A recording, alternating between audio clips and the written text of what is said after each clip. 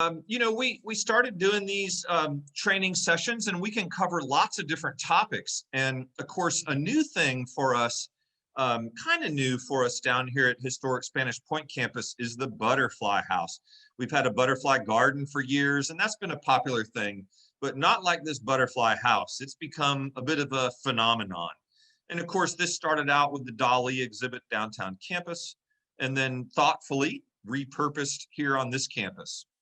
And little did the people know who made the plans to bring the butterfly house our way that one of our employees who happened to work in guest services at the admissions desk also has a tremendous interest in insects and entomology. And that's Antonio Gasparoni, our presenter today. And so Antonio loves bugs, and that's a good thing because we need bugs.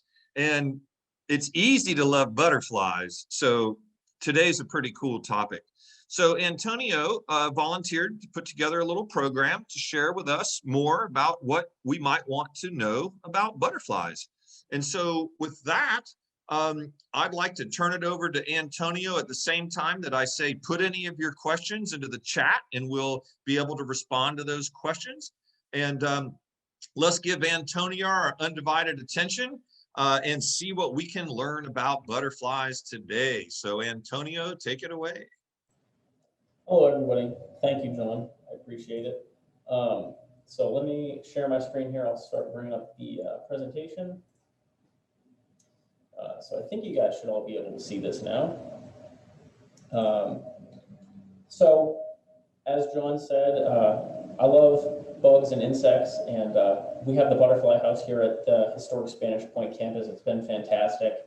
This presentation is going to go into a little bit of detail about butterflies in general, kind of their anatomy, some more specific things about butterflies, but there's also going to be a lot of general information that will help out anybody who wants to volunteer in the butterfly house. So this is good for butterfly house volunteers, or if you're just interested in butterflies.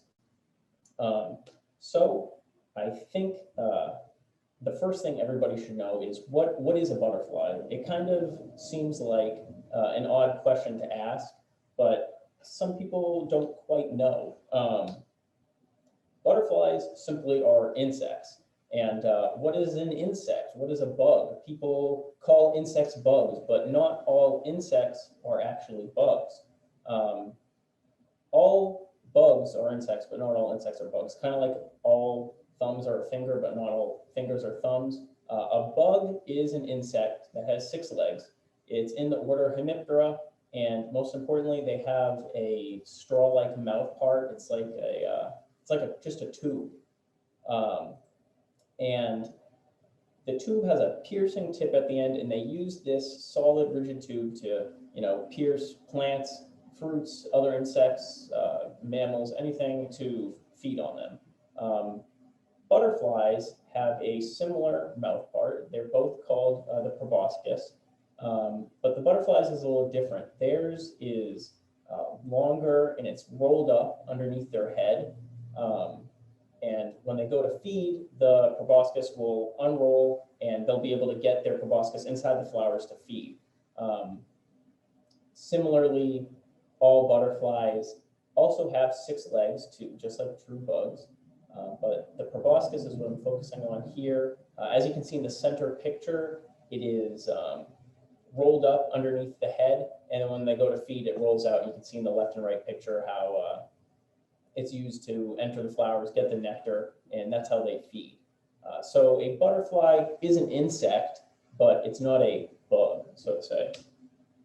So, butterfly anatomy. All butterflies have a similar body structure, just like humans have a head, a torso, legs, 2 arms. Butterflies all have relatively the same body structure. They differ slightly per species, but they all have 2 eyes, the proboscis, a thorax, which is the middle segment of their body, and the abdomen, which is their end part. And they also have 4 wings.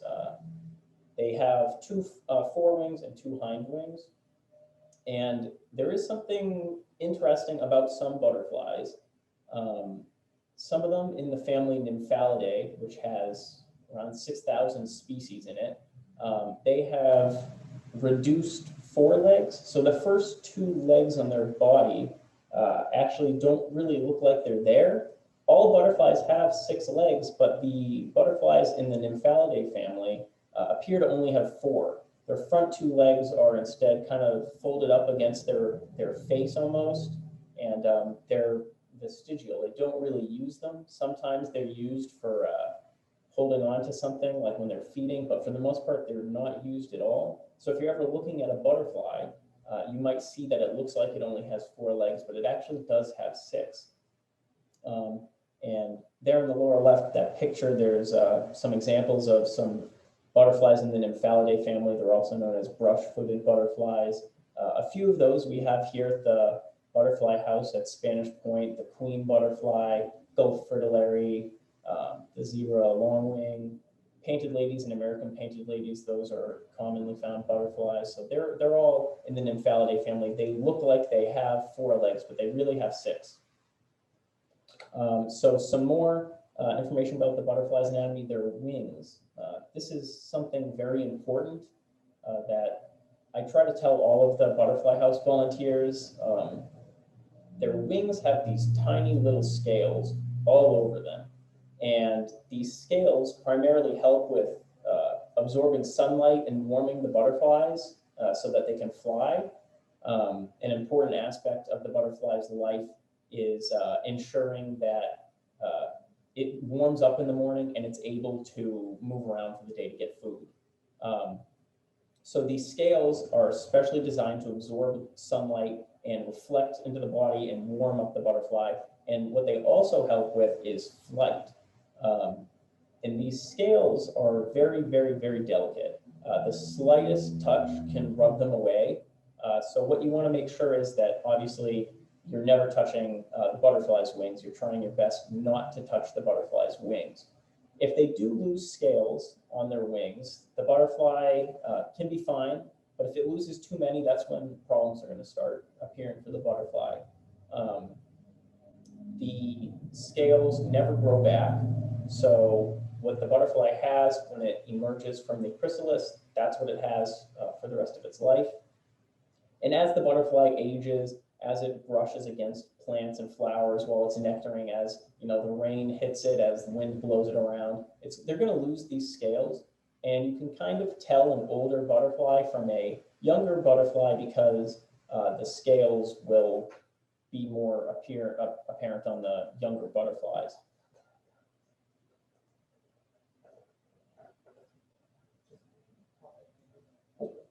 Okay, hopefully this is still working. Anyways, the scales never grow back. The scales are important for the butterfly to survive, and they need them. So try not to touch the butterfly's wings. Do the best you can not to touch the wings. Make sure guests aren't touching the wings of butterflies. The scales are important for warming them in the morning because if they can't collect that sunlight, they're going to be inactive for the whole day, and they need to be active to get food. So let's move on. So here's a question that I get asked all the time that everybody in the butterfly house is going to be asked. What's the difference between a butterfly and a moth? How come these white butterflies here aren't these moths? They're not. We only have butterflies in the butterfly house. But the difference between a butterfly, moth, and this third thing called a skipper, they're all very, very closely related, but they're a little bit different. It's kind of like comparing, I guess it would be kind of like comparing a lion to a house cat. They're both cats, but they're different in their own way. So the easiest way to distinguish between the 3 of these is their antennae. So in that far left picture, the butterfly antennae, they have this club shape on the end of them, kind of like a barbell or something. They have rounded tips on the end of their antennae. And this is by far the easiest way to tell the difference between a moth, butterfly, or skipper is just by the antennae. The moths have feathery antennae, and that middle picture shows them off with really feathery ones. They're not always quite that feathery. Most species do have antennae that look like that, but some of them have very small feathers. It might be really hard to see, but the moth doesn't have those rounded tips to their antennae. So feathery antennae means it's a moth. Skippers, on the other hand, which I'm not going to go too much into in this presentation, just because butterflies are what we have in the butterfly house, and then a lot of people confuse butterflies with moths. Most people don't even know skippers exist, but I wanted to highlight them a little bit because they are, closely related. The skipper have hooks on their antennae, and they normally face outwards, left or right. Sometimes they can hook downwards or upwards, though. But the hooks means it's a skipper. Another pretty easy way to tell the difference is their body and wing shape. The skippers have very angular wings. They're normally tinier as well. Those two top pictures I have there are both skippers. The one on the left, you can see how the wings are, it's like a perfect triangle almost. They're very angular. They don't have the rounded forewings like a lot of butterflies have. So the skippers are smaller. Their body shape, their thorax and abdomen is a little rounder, more similar to a moth than a butterfly. And you can see in that far right picture there on the top that the wings just go straight back. They look very aerodynamic, almost like a jet plane or something. So between the wing shape and the shape at the ends of the antenna, that's the easiest way to distinguish between butterfly, moth, or skipper. So when people come into the butterfly house, when guests come in, you'll be able to tell them we only have butterflies in here. If a moth or a skipper were to somehow get inside of the butterfly house accidentally, you'd be able to identify it as such and know that it, got in accidentally. One last final way to kind of distinguish between them, maybe from like a distance, is that their resting position is a little bit different. For the most part, butterflies and skippers, when they're resting on a piece of vegetation or on piece of wood or something like that, their wings are going to be folded upwards against themselves, and that's how they rest their wings. They don't keep them open a lot unless they're basking in the sun or getting ready to fly away. So the skippers and butterflies have their wings vertically, while moths, a lot of the time, will rest with their wings spread out horizontally, and they kind of make a tent shape almost over their body, so the wings are kind of angled downwards and outwards. And it's just easier for a lot of moth species to hold their wings like this because of the anatomy of how the wings attach to their like slightly wider body. Moths in general are thicker than butterflies. They're a little chunkier, so they have a more fuzzy body, and their wings will lay horizontally a lot while they're in resting positions. So the next important aspect of butterflies, I'd say, is the chrysalis. And the chrysalis is for butterflies and the cocoon is for moths. This is a question that will come up almost every day for anybody in the butterfly house. What's the difference between a chrysalis and a cocoon? A lot of people will mistakenly, call the chrysalis a cocoon, but there is a big difference between the two.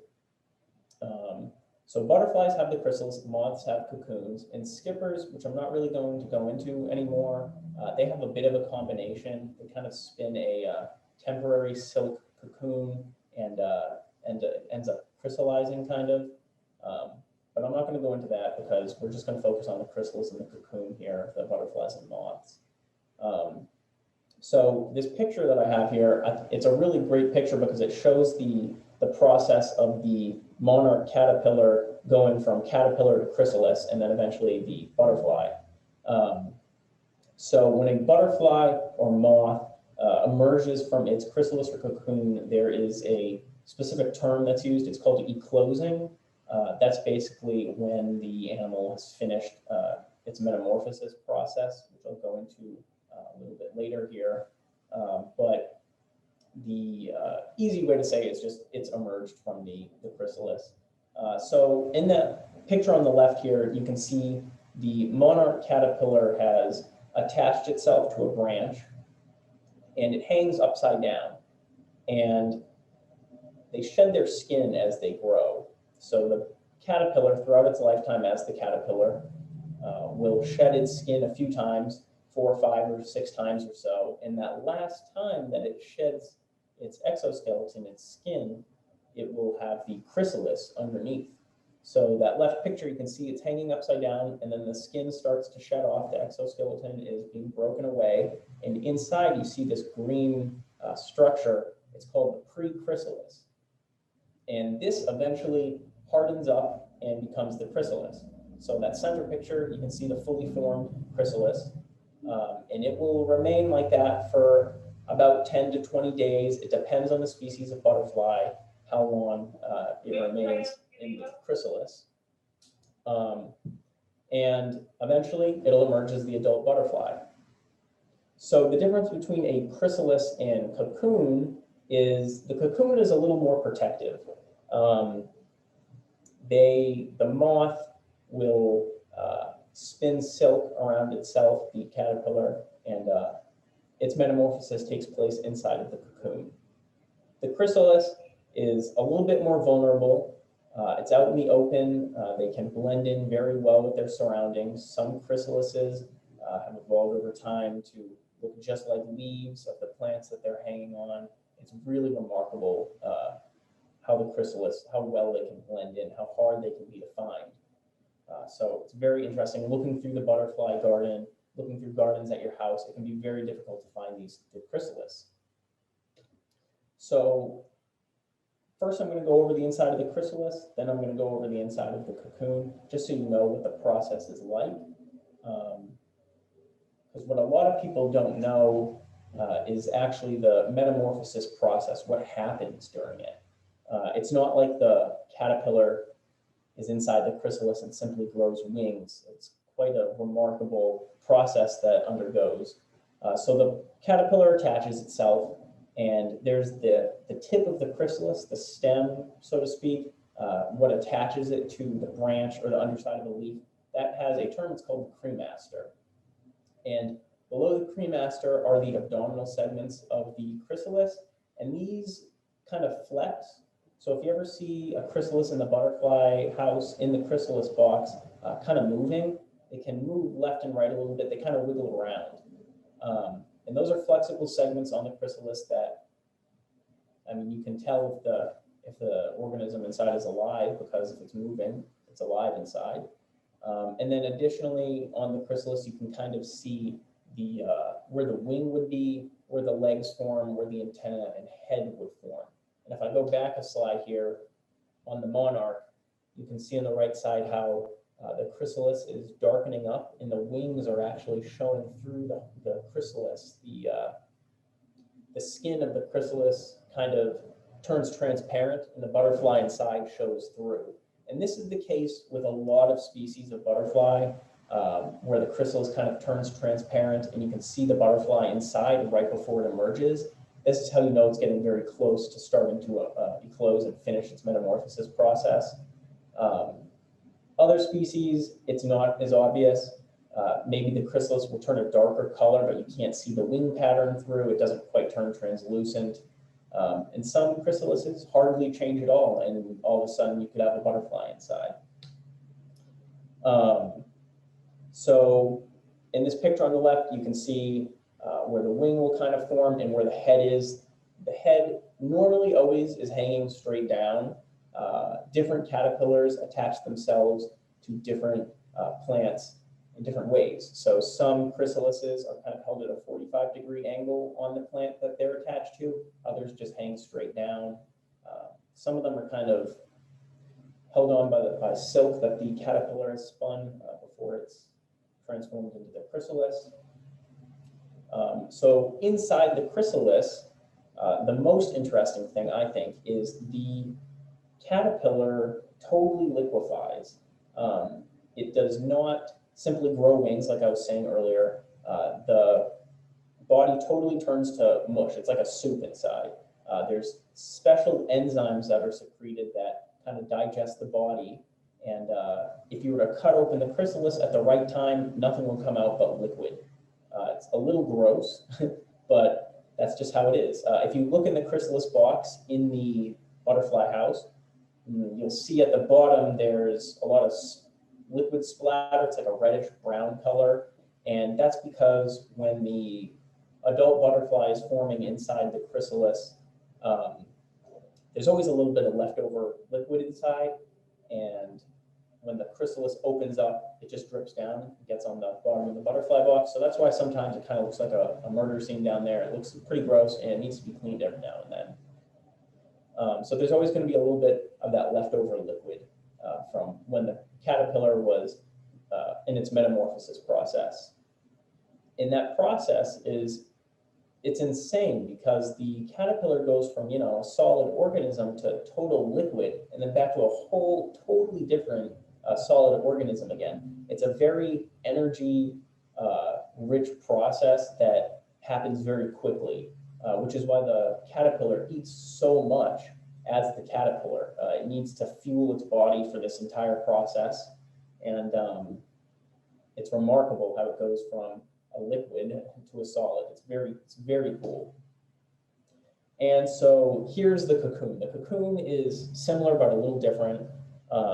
The caterpillar of the moth will spin silk around its body. They do one of two things. They'll either spin a pure silk cocoon around their body, or they will take a combination of silk and leaves or other plant debris around them and kind of wrap themselves in that to form this really sturdy cocoons, excuse me.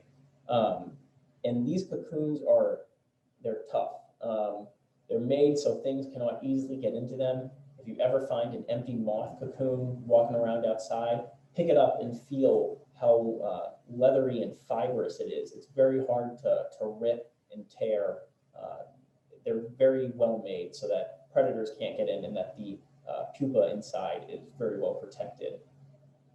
So this picture on the left, I really like it. It shows a cross-section of the cocoon, and that little bean-shaped thing inside, that's what will become the moth. So the caterpillar's skin, their exoskeleton, kind of hardens up and is what you see on the right side. So that would be inside of the cocoon, what you see on the right side there. And over time, just like the butterflies, it'll open up and the adult moth will come out. They look a little gross, I guess, the pupa inside. They're not too pretty looking, but moths a lot of times are beautiful, huge moth species, all kinds of beautiful moths in Florida. So it's similar to the butterfly, but they're inside of the cocoon. And something interesting is that a lot of moths don't have mouth parts. They only live for about a week after emerging from their cocoon, and their only goal is to reproduce. They can't feed on anything, and then they end up dying just about a week later. They don't live too long, some moth species. But how does the moth get out of the cocoon, you probably ask, if they have no mouth? How do they tear out of it? Well, some moth species do have mouths, and in that case, they can chew their way out with the help of some digestive enzymes that they secrete. In the species that don't have mouths, they also secrete digestive enzymes from their body that kind of erode the cocoon, and they eventually form a hole, and they can slip out and do all their moth stuff, reproduce, and lay more eggs for more moth caterpillars. So what do butterflies eat? Butterflies eat a variety of foods. They primarily feed on nectaring plants, which is what we have in the butterfly house. The butterfly house only has nectaring plants inside. I'm going to go into this a little bit later in more detail about what we have in the butterfly house. But butterflies primarily feed on nectar, which is produced by flowers, and they consume that. They can also eat fruit. If they had a favorite fruit, it would be more juicy fruits, things that aren't so solid. So they like things like watermelon. Citrus is a great fruit for a lot of butterflies. Strawberries, mango, stuff like that. Something like an apple, they would probably probably still feed off of, but it's not going to be as easy for them to eat because they really benefit from eating liquid foods. And thirdly, they also display this behavior called puddling. And puddling is when they gather at puddles, mud pools, riverbanks, stuff like that to consume supplemental nutrients and minerals that they wouldn't normally get in their nectar-based diet. So a certain thing that they like to get a lot is calcium, which is extremely prevalent in our butterfly house. If you volunteer in the butterfly house here at Spanish Point, you'll note that a lot of the butterflies like to rest on the shell ground, the shell path that we have in there. And that's because they're collecting all this extra nutrients, the calcium from the shells. It helps with their exoskeleton, keeping it firm, keeping them healthy. And we're working on like a little mud pool type thing in there. Hopefully that will alleviate some of the butterflies from sitting on the shell path. But they really like those extra minerals. In nature, they will sit in like riverbanks, stream beds, anything damp. That's what they really prefer. So in the butterfly house, we also have these little potting dishes with wet soil inside, and you may see them perched in that wet soil, kind of just absorbing extra nutrients that way. So anything liquidy like that, they love.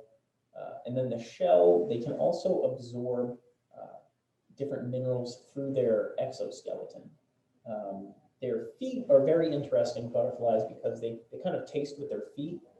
If they are landing on something, they'll be able to tell whether they want to consume it or not. It's how they determine host plants, if it's the right host plant for them to lay their eggs on. It's how they sense the world around them a lot. And so when they're on that shell in the butterfly house, they can kind of absorb the calcium, other minerals and stuff through their skin, through their exoskeleton. They have this lipid layer on their exoskeleton that kind of acts as a barrier that keeps moisture in and keeps salty stuff out.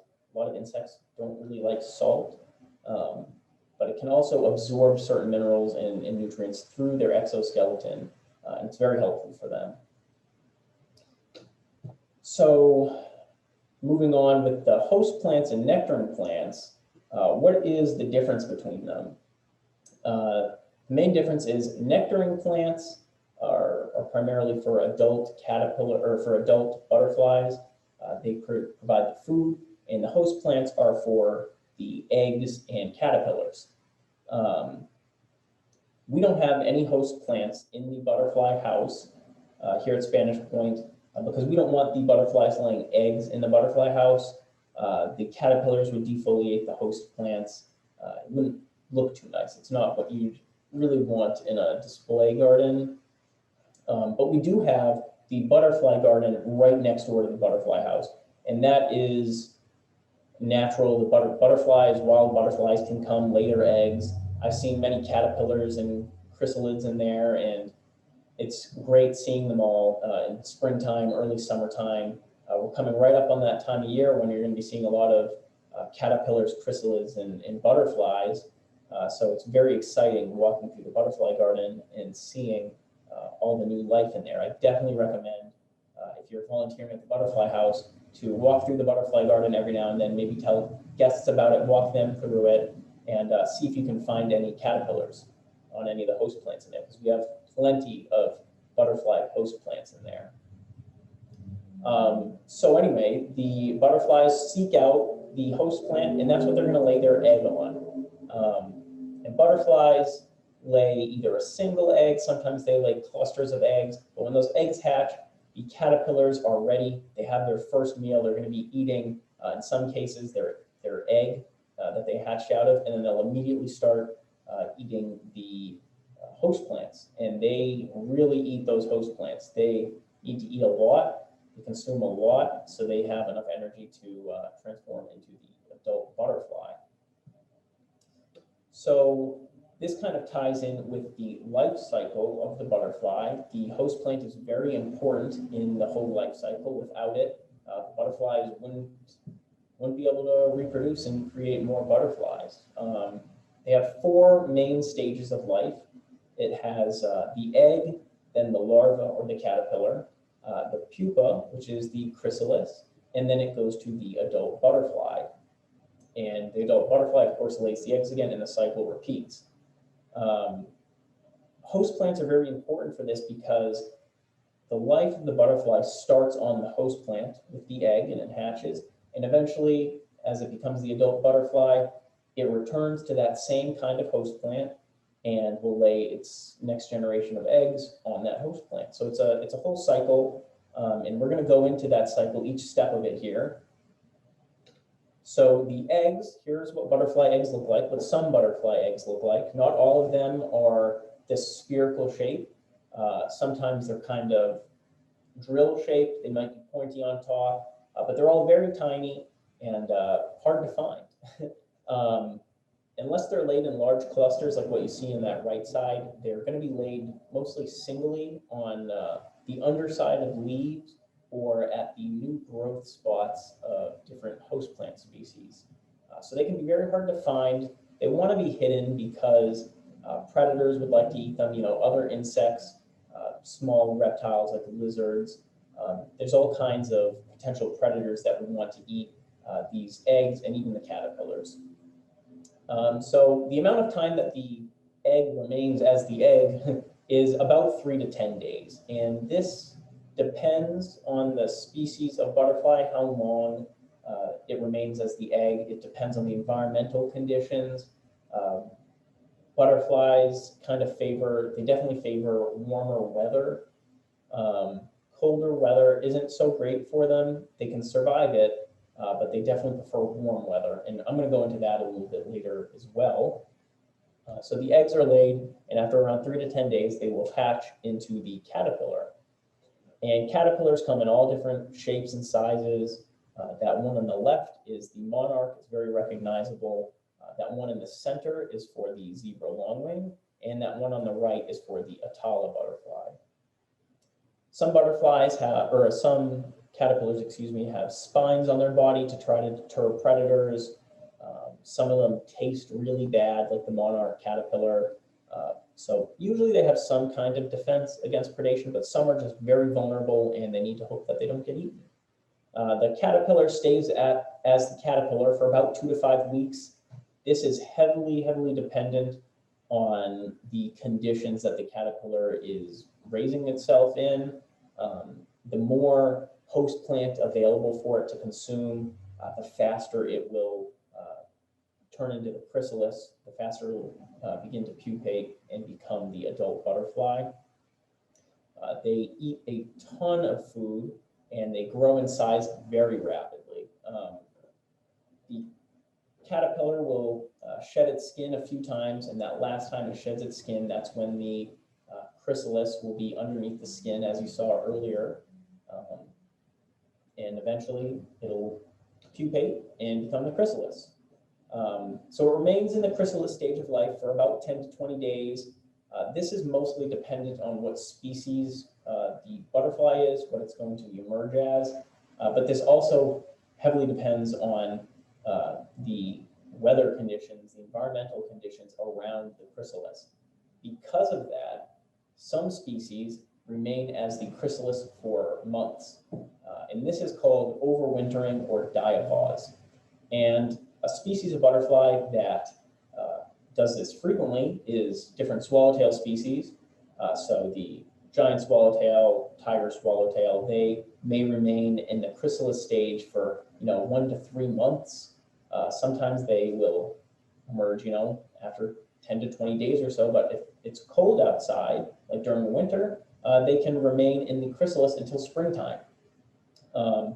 So that center picture there, that is the chrysalis of a giant swallowtail. They blend in very, very well. Some chrysalids are more adapted for camouflage than others. The giant swallowtail is very cool because the chrysalis, it looks just like a twig. It blends in almost perfectly. You could walk by that accidentally and not even know it's there. If the twig or branch that they're attached to is kind of mossy, it's kind of green. The chrysalis will actually be a little bit more of a greener color. They blend in very, very well. It's just amazing. And they also hang from the twig or branch a little bit differently than other species. The caterpillar spins a silk belt to hang from the tree with, and they kind of hang at this 45-degree angle from the branch and remain there until they're ready to hatch or emerge. Other species hang straight down like the monarch there, and then here on the right side we have the chrysalis of the Atala butterfly, which hangs down. It doesn't blend in very well. They're very vibrant, but normally vibrant colors in nature means you don't want to eat me. Probably means it tastes bad or it's toxic, so predators tend to stay away from stuff like that. And so inside the chrysalis, obviously, is where the metamorphosis happens. This is where all the action takes place, and then the next thing you know, it's going to emerge as the butterfly. Looks totally different than before, and it's just a remarkable process, really, that such a small animal can go through something like this. Because as a person, I couldn't imagine having to liquefy my whole body and then come out totally different. And so eventually it comes out as the adult butterfly, and the butterflies have different lifespans. This is a question you'll get plenty of times in the butterfly house. How long does this live for? How long does that one live for? Well, it's just different per species of butterfly. Most of them live around 3 to 5 weeks or so, but unfortunately there are species that only live, 5 to 11 days. We have others that live upwards of months, 3 or 4 months. Even the monarch can live upwards of 9 months in some cases. So it's remarkable the differences among butterflies, how long they can live for, and especially what they look like. I mean, they come in all different kinds of shapes and sizes. They're gorgeous looking. These pictures I've chosen here, these are all species that can be found here in our butterfly house at Spanish Point. They're all native species to Florida. Some of them are found only in certain parts of Florida, not around here in Sarasota, but they're all from Florida. And the adult butterfly will, its primary goal, I guess, is to lay eggs and reproduce. So in the butterfly house, you will see in many cases butterflies mating, and although they're mating, they're not going to be able to lay eggs on any of the plants in there because they aren't their host plants. They'll only lay their eggs on the host plant because the caterpillar will only eat certain plants. So once they find the host plant and lay their eggs, their mission is done. They'll eventually die, and the new generation will spring up, and the cycle starts all over again. So in the butterfly house, what I think the primary goal of it is that it's a fantastic teaching tool. It's an excellent learning experience for people of all ages. Kids are totally fascinated by butterflies. Adults are totally fascinated by butterflies. No matter your age, there's something in the butterfly house that I think you will find interesting. Bugs and insects, they're very important to the environment, but a lot of people don't like them. They think they're kind of gross. But I think the butterfly is the perfect insect to kind of introduce people to, some of these other animals that are around them in the world that you don't really pay attention to. Everybody loves butterflies. They're beautiful. They're gentle. They're, harmless to people. Kids love them. They fly around. They look gorgeous. So it's a great insect to kind of warm people up to insects, I guess. In the butterfly house, we have the adult butterflies. We have the pupating chrysalids. And of course, next to the house, we do have the butterfly garden, like I said. That's where you'll find caterpillars if you're interested in looking for those. And so what I can recommend for you guys as butterfly house volunteers, if you choose to volunteer as such, pick a favorite butterfly in the butterfly house and educate guests on your favorite butterfly. We have a whole slew of different kinds of butterflies in there. There's all different kinds. Some of them look gorgeous, some more so than others. And normally guests will walk in, they'll find one butterfly they like more than others. So it's always great to have one to kind of pour your heart out into and tell guests about it. And they're fantastic looking. Something I would definitely recommend telling guests is a lot of times they'll come up to you and ask how come their wings are kind of tattered. Um, this is, oops, sorry. This is because as the butterfly ages and it's losing its scales, it's rubbing up on stuff in the butterfly house. It's being blown around by wind or rain. Their wings will kind of deteriorate over time.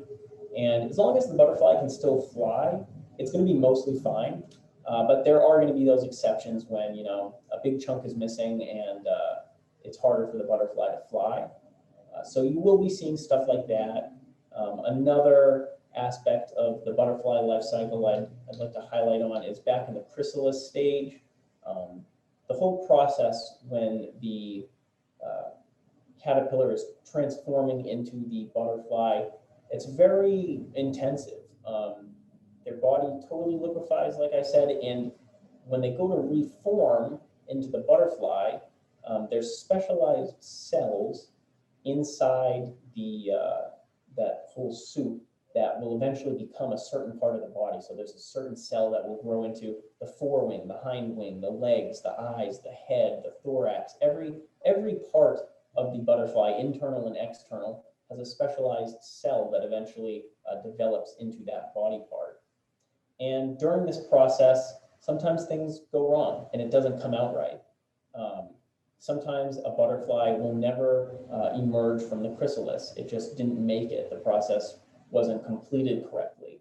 And luckily, in our butterfly house, we have a nice closed chrysalis box. It's pretty well protected from the weather and from other animals getting inside. So I'd say probably about 90 to 95% of the chrysalises we have in there will actually emerge successfully. The butterfly will come out. And of those 90 to 95% that emerge, I'd say another 90% or so emerge successfully with no birth defects, so to say.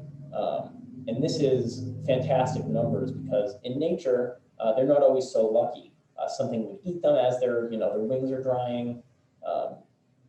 Because when they first come out of the chrysalis, they're extremely immobile. Their wings are wet and droopy. They can't fly for a couple of hours in some cases, and they're very, very vulnerable. So that's when they're really susceptible to being eaten. And so if you're looking in the chrysalis box, you might see every now and then a butterfly that kind of didn't make it. It might be at the bottom, it might be halfway out of the chrysalis, but it's just something that happens. The process is intense and not all of the butterflies make it, unfortunately, but most of them do. So that pretty much sums up the butterfly house and pretty much the presentation. If anybody has any questions to ask, feel free. I feel like I really blew through a lot of this. I hope I wasn't just talking your ears off. You can always contact me about any further questions you might have as well. I'm down to answer anything. So does anybody have any kind of questions? Yeah, so Antonio, we do have some questions. I'm going to work my way back up. Here's a question. Do you find enough live caterpillars in the butterfly garden to put in the butterfly house? Okay, so that's a really good question. We get our butterflies from a butterfly farm. We don't get the caterpillars and put them in our butterfly house. We don't put them in the chrysalis box. Anything in the butterfly garden is in the butterfly garden. I don't touch that. I let that do its thing. So every week we get a shipment of butterflies and chrysalises, and I release the butterflies in the butterfly house. I hang the chrysalises on the dowels that you'll see in the chrysalis box. I attach them with just a little tiny dot of hot glue to kind of simulate that silk that they would use to attach themselves in nature. And that's where we get them from. We don't get caterpillars or anything like that. I don't take caterpillars from the butterfly garden and put them in the house or anything like that. That's its own separate thing. Antonio Jetty, who's one of our great butterfly house volunteers, is asking 3 questions. So I'll give them to you one at a time. How many generations do monarchs live before the last generation that makes the big flight? So this is kind of dependent on the conditions around them. Firstly, the monarchs that we have in Florida, they will not migrate south because it's warm enough year round where they don't need to. There's milkweed year round for them, for their caterpillars to feed on. They don't need to migrate. It's the species farther north, the individuals farther north in the United States that make that far journey south to Mexico to migrate. And normally it can be between like 4, 5, 6 generations. Again, it's dependent on the amount of milkweed present. It's the environmental resources around them that really affect how many generations per year will breed before there's that last generation that flies all the way south and back. So it's dependent on the environment mostly. So also from Jetty, do the butterflies get drunk if they drink too much nectar? That's that's really not. I guess that's more of a myth or like a I don't know. They don't really get drunk off of nectar. They love it, and they love fruit juice, watermelon, stuff like that. They love that, but they don't really get drunk off of it per se. And Antonio, are there any butterflies that do not have a proboscis? No, so all butterflies have the proboscis. Unlike moths, where some moths don't have mouth parts, butterflies do have the proboscis. They need to eat and reproduce. So they do all have the proboscis. So here's a question that'll help you clarify something that you talked a little bit about earlier. When a butterfly in the house is ready to lay eggs, how is this managed? I'm sorry, did you ask when the butterfly? When the butterfly's ready to lay eggs, what happens? Because obviously there's nothing for them to lay eggs on. Yeah, so a lot of times the eggs will be kind of reabsorbed into the body, or they're just simply held onto in the butterfly. It's kind of like a chicken where the chicken would produce eggs anyways, and then sometimes they're not fertilized, and so the egg wouldn't hatch into anything viable. Similarly with butterflies, they may lay eggs that have been fertilized by a male butterfly, but because the host plant isn't present, if the caterpillar were to hatch, it wouldn't have anything to eat and it would unfortunately die. But because their host plants aren't there, they don't get those chemical receptors that tells them to lay their eggs.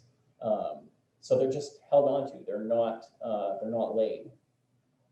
Yeah, and when you talk to Antonio about some of the egg being absorbed back in, that's nutrients that they can use, and so it's like nothing goes to waste.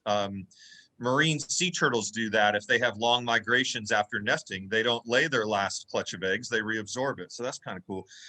Someone Mary made a comment: fabulous presentation. Antonio is quite an asset to Spanish Point. Well, I would tell you, Antonio is quite an asset to the entire Marie Selby Botanical Gardens. So we appreciate that, Mary. Okay, here's a good one from Candy and Ed. I've read that butterflies can remember things that they learned when they were caterpillars. Can you discuss this? Yeah, so I'll be honest with you, I don't know a whole lot about that particularly. I do know that there's been studies where they've kind of tested caterpillars, so to speak, and then as the butterfly, they want to know if they retain those memories, and there has been some evidence of that. So that is true. I've not read into it extensively myself, but I do know of it. So that's a great point. That's definitely something I'd want to read more into. But that is true from what I understand, is that some butterfly species do retain, memories or some kind of intelligence from when they were a caterpillar before their bodies totally liquefied and reformed, which is extremely interesting. So Skyla has a statement and a question. Number one, this was super informative. Thank you. And Antonio, what's your favorite butterfly? Oh man, what a question. There's so many. If I was going to pick my favorite butterfly that we have in the butterfly house, I love the malachites. I love the eastern tiger swallowtails. The atalas are beautiful. There's so many options. I mean, it's hard to pick. I'll just say malachite. I think they're gorgeous. One of the most gorgeous butterflies ever. Yeah, and the malachites are the green ones. Now, Antonio, those are like Florida Keys and South Florida, right? Yeah, they are a very, very hard to find butterfly. They are only found in the southern tip of Florida, like Key West, very southern tip of Miami. They're this beautiful, very dark brown or black with green spots on their wings. They're the only butterfly species in Florida that has green spots on their wings, and they're gorgeous looking. They look beautiful. Can you go back to the picture of the malachite that you had in the program? Sure. Do you mind screen sharing that again?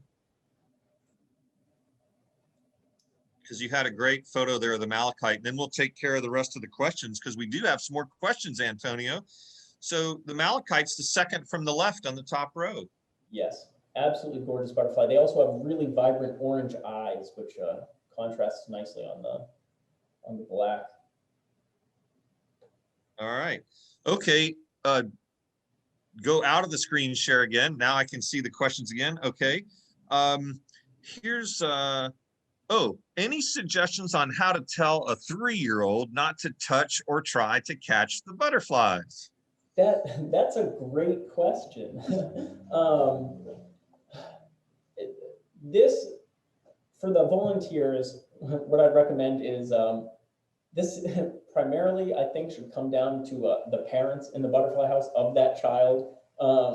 Make sure the parent knows that the kids shouldn't be running around recklessly trying to grab at the butterflies. You can tell the kid, you got to be really careful around the butterflies, explain it as easily as possible for them that touching the wings is bad and that they won't be able to fly or, something like that. But ultimately, I think it's easier to inform the parents, and then if it's getting out of control, the parent can lift them up and take them out. But we want to try to avoid that. I want everybody to experience the butterfly house, kids and adults alike. Try to be gentle with kids, they're just kids. So it is what it is. What do you think about taking some of the Q&A from today and putting together a cheat sheet to go with the 3-ring binder out there in the butterfly house? Yeah, so I'm working on more in-depth material for the Butterfly House volunteers. So if you have any questions about certain butterflies or just general questions about the anatomy of a butterfly, the metamorphosis process, things like that, it should all be provided. I know some volunteers have all of that information already. If you were one of the newer Butterfly House volunteers, you should have received a packet with some information inside. I've updated some of the information. I'd probably recommend contacting Caitlin if you have additional information that you want that you think you don't have, like one of the information sheets. I'm sure she'd be able to get you a new copy emailed to you or something that you can print out. But yes, definitely some Q&A sheets. If you guys have any requests for any kind of further information you need or that you think would be helpful for you, let me know. I'll type it up and I'll provide it. I'm more than happy to help you guys in any way about any of the butterfly questions, anything like that. Okay, and I'd like just to mention that Antonio works admissions desk Saturday through Tuesday. So if you want to interact with them, if you want to learn more about the butterflies, you can come and visit him then. And as long as there's not too many people lined up at admissions, he'll be more than happy to help you out. Couple other comments here. Brenda said, Antonio, you did a great job. Thanks. And she also loves the malachites. Jetty, by the way, if y'all don't know it, the Jetties in Venice was named for Jetty. And she said, thanks, Antonio, very helpful. And then Eileen is saying, hey, we love volunteering in the Butterfly House. This was our first winter. Thanks, Antonio. And then Marilyn is, thanks, Antonio. I enjoyed the presentation. So, Antonio, I think you've been a big hit, but there's one more question. And that is, are those bugs on your shirt? Yeah, I wore my special, it's got little bees on it. It's not butterflies, but I have some bees on my shirt. I wanted to dress the part today. And Donna Jean saying she learned a lot, and thanks Antonio. Thanks Antonio, very impressive coming from Carl.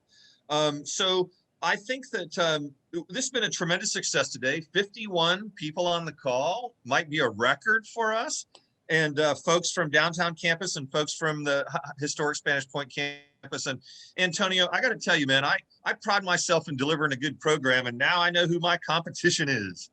You were awesome, my friend. So thanks so much for doing this. Joanne Foley saying, well done. And everything's coming across the screen saying great information from Debbie Watts. Loved it. So Antonio, we love you, man. We love the butterflies. We're so happy you're here. It's just this total coincidence that we got a butterfly house and a butterfly guy all at the same time. So thank you so much. And volunteers, thanks so much for joining us. And remember, next Saturday, May 1st, is the 1-year anniversary of the adoption of Historic Spanish Point by Marie Selby Botanical Gardens. So celebrate in some way, whether you do it here or otherwise. And there's Antonio. All we got is nothing but positive feedback on the chat over here, man. So good job. Thanks, everybody. Appreciate it. We'll give Antonio a big hand. All right. Enjoy your weekend. We'll see you next time.